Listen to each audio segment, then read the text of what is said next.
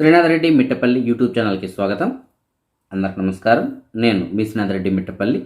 ఇవాళ తారీఖు వచ్చి జనవరి 12, 2022 సంవత్సరం. ఇవాళ ముఖ్యాంశాలకు వచ్చినట్టయితే, కువైట్లో ఇవాళ ఉదయం వాతావరణం చాలా పొగమంచుతో కూడుకొని ఉండింది. దీని కారణం చేత వాహనదారులు చాలా ఇబ్బందులు పడవలసి వచ్చింది. ఇదే వాతావరణం శనివారం వరకు కొనసాగేటువంటి అవకాశాలు ఉండొచ్చు. అలాగే చలి తీవ్రత కూడా చాలా ఎక్కువగా ఉండొచ్చు అని చెప్పేసి వాతావరణ శాఖ వాళ్ళు తెలుపుతున్నారు.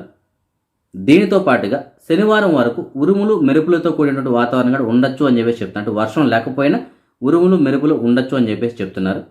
ఇవాళ ఉదయం ఉన్నటువంటి పొగమంచును అదునుగా చేసుకొని కొంతమంది వ్యక్తులు దొంగతనాలకు కూడా పాల్పడ్డారు.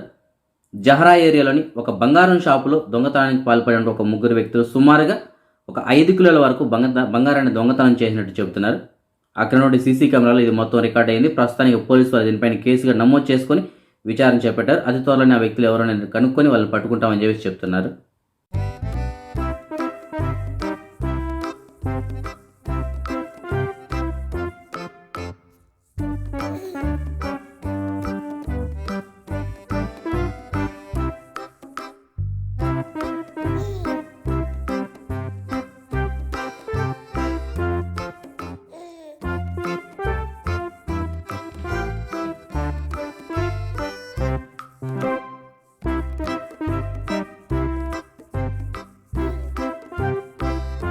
కువైట్కి సంబంధించినటువంటి కొన్ని గవర్నమెంట్ సంస్థలు అలాగే కొన్ని ఏజెన్సీలు civil ID card chip card అనేటువంటిది రీడ్ అవ్వట్లేదని చెప్పేసి కంప్లైంట్స్ వచ్చినట్టు PACI వాళ్ళు తెలిపారు.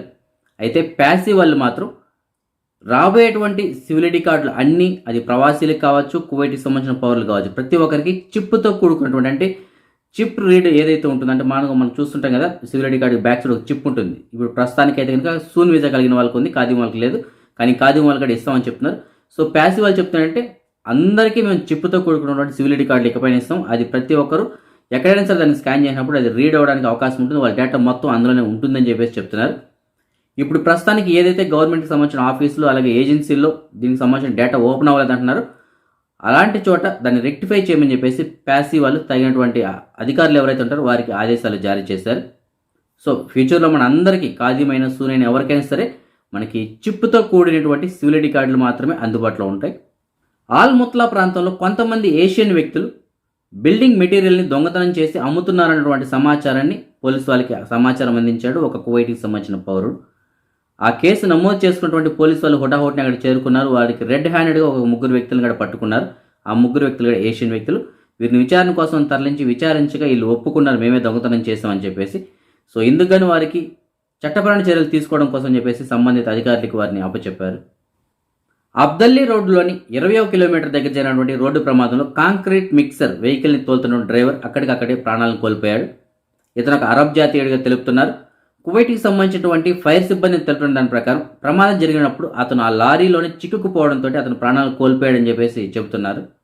అమెరికాకి సంబంధించిన అంటువ్యాధుల చికిత్సా నిపుణులైనటువంటి యాంటోనీ ఫౌచి అమెరికాలో జరిగినటువంటి ఒక కార్యక్రమంలో మాట్లాడుతూ ఆయన కొన్ని కీలకమైనటువంటి వ్యాఖ్యలు చేశారు. కోవిడ్ని తట్టుకొని దానితో కలిసి జీవించే దిశగా అమెరికా ముందుకు వెళుతుందని చెప్పేసి ఆయన వ్యాఖ్యానించారు. అంటే ఆయన చెబుతుంది ఏమిటంటే, ప్రస్తుతానికి ఉన్నటువంటి కరోనా ఏదైతే ఉందో దీన్ని మనం అంతం చేయటువంటి అసమం ఇది ఒక కలలాగే మిగిలిపోతుంది. దీంట్లో ఎప్పటికప్పుడు కొత్త ఇమిటేషన్స్ అనేటువంటివి వస్తూనే ఉంటాయి. అలాగే ఇప్పుడున్నటువంటి కరోనా పూర్తిగా మనం అంతం చేయలేం. కాకపోతే మనం సరైనటువంటి టీకాలు కనుక తీసుకున్నట్టయితే, రోగనిరోధక శక్తిని పెంచుకున్నట్టయితే దీన్ని మనం తట్టుకోగలం. రాబోయే రోజుల్లో కరోనా కూడా ఒక జలుబులాగా తయారవుతుంది తప్ప దీనివల్ల ఎలాంటి ప్రమాదాలు ఉండకపోవచ్చు. కాబట్టి ఇప్పుడు ఆ దిశగానే వెళ్తున్నాం మనం అందరం కాడ. కాకపోతే తప్పనిసరిగా ప్రతి ఒక్కరూ వ్యాక్సిన్స్ అయితే తీసుకోవాల్సిందని చెప్పేసి ఆయన హెచ్చరిస్తున్నారు. మన భారతదేశంలో కూడా కరోనాకు సంబంధించినటువంటి కొత్త కేసుల సంఖ్య రోజు రోజుకి గణనీయంగా పెరుగుతున్నాయి. ఇవాళ కూడా సుమారుగా 1,90,000కు పైగానే కరోనా కేసులు నమోదై. అలాగే హైదరాబాద్లోని IITలో కూడా సుమారుగా 119 మంది విద్యార్థులకి కరోనా పాజిటివ్ వచ్చినట్టు చెప్తున్నారు. అయితే వీరందరికీ స్వల్ప లక్షణాలు తప్ప పెద్ద ప్రాబ్లమ్స్ అయితే ఇంకా ఏమీ లేవు. వీరందరినీ ఐసోలేషన్లో ఉంచినట్టు చెప్తున్నారు. అలాగే సింగరేణిలో కూడా పనిచేసినటువంటి కార్మికులు ఒక 9 మందికి కరోనా పాజిటివ్ వచ్చినట్టు చెప్తున్నారు. వారిని కూడా ఐసోలేషన్లో ఉంచినట్టు, వారితో పాటు ఎవరైతే కలిసి అక్కడ వర్క్ చేశారో వారిని కూడా ఐసోలేషన్లో ఉంచినట్టు చెబుతున్నారు. సో ఈ విధంగా దేశం మొత్తం మీద కూడా కరోనా కేసులు ఇంకా క్రమంగా పెరిగిపోతున్నాయి కాబట్టి ప్రతి ఒక్కరూ ఆరోగ్య నిబంధనలు పాటించండి. అంటే సామాజిక దూరం పాటించడం కానీ, అలాగే మాస్కులు ధరించడం కానీ ఇలాంటి తప్పకుండా చేసినట్టయితే మనం దీని నుంచి సేఫ్గా బయటపడడానికి అవకాశాలు ఉంటాయి. అదే మనం ఈ మనీ ఎక్స్చేంజ్ విషయానికి వచ్చినట్టయితే ఒక కువైటీ దినార్ మన భారతదేశం రూపీస్లో 242 రూపాయల 1 పైసలుగా ఉంది. అంటే సుమారుగా 242 రూపాయలుగా ఉంది. అదే బంగారం విషయానికి వచ్చినట్టయితే కువైట్లో ఉన్న మాలియాలో ఉన్నటువంటి సూకల్ వతియాలో ఉన్న ఎఫ్కే జ్యువెలర్స్ వాళ్ళు అందించినటువంటి సమాచారం మేరకు 1 గ్రాము బంగారం వచ్చి 22 క్యారెట్ల బంగారం అయితే 17 దినార్ల 100 పిల్స్గా ఉంది. అదే 24 క్యారెట్ల బంగారం అయితే 17 దినార్ల 825 పిల్స్గా ఉంది. ఇప్పుడు మనం ఈ కరోనా వ్యాధికి సంబంధించిన అప్డేట్స్ గురించి చూద్దాం. ముందుగా మనం కువైట్ విషయానికి వచ్చినట్టయితే కువైట్కి సంబంధించిన ఆరోగ్య శాఖ వాళ్ళు ఇవాళ అందించినటువంటి సమాచారం మేరకు కువైట్ మొత్తం మీద సుమారుగా 4548 కొత్త కరోనా కేసులు నమోదై 741 మంది ఈ కరోనా నుంచి కోలుకున్నారు. అలాగే దేశవ్యాప్తంగా ఈ కరోనా కారణంగా ఎలాంటి మరణాలు కానీ సంభవించలేదు. ఇంకా దేశవ్యాప్తంగా సుమారుగా 28,466 కరోనాకు సంబంధించినటువంటి యాక్టివ్ కేసులు ఉన్నాయి. ఐసీయూలో కరోనాకి ట్రీట్మెంట్ తీసుకుంటున్న వారి సంఖ్య ఒక 17గా ఉంది. అలాగే కరోనా వార్డుల్లో ట్రీట్మెంట్ తీసుకుంటున్న వారి సంఖ్య ఒక 200గా ఉంది. అదే మన భారతదేశం విషయానికి వచ్చినట్టయితే మన భారతదేశంలో గడిచిన 24 గంటల్లో 1,94,720 కొత్త కరోనా కేసులు నమోదై 60,405 మంది ఈ కరోనా నుంచి కోలుకున్నారు. 442 మంది ఈ కరోనా కారణంగా చనిపోవడం జరిగింది. ఇంకా దేశవ్యాప్తంగా సుమారుగా 9,55,319 యాక్టివ్ కేసులు ఉన్నాయి.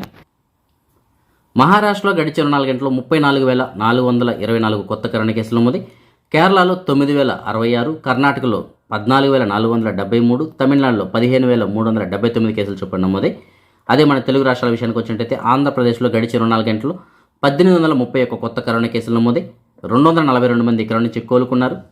ఇంకా రాష్ట్ర వ్యాప్తంగా సుమారుగా 7,195 యాక్టివ్ కేసులు ఉన్నాయి. అదే మనం తెలంగాణ విషయానికి వచ్చినట్టయితే గడిచిన 24 గంటల్లో 1,920 కొత్త కరోనా కేసులు నమోదుకంగా 417 మంది కరోనా నుంచి కోలుకున్నారు.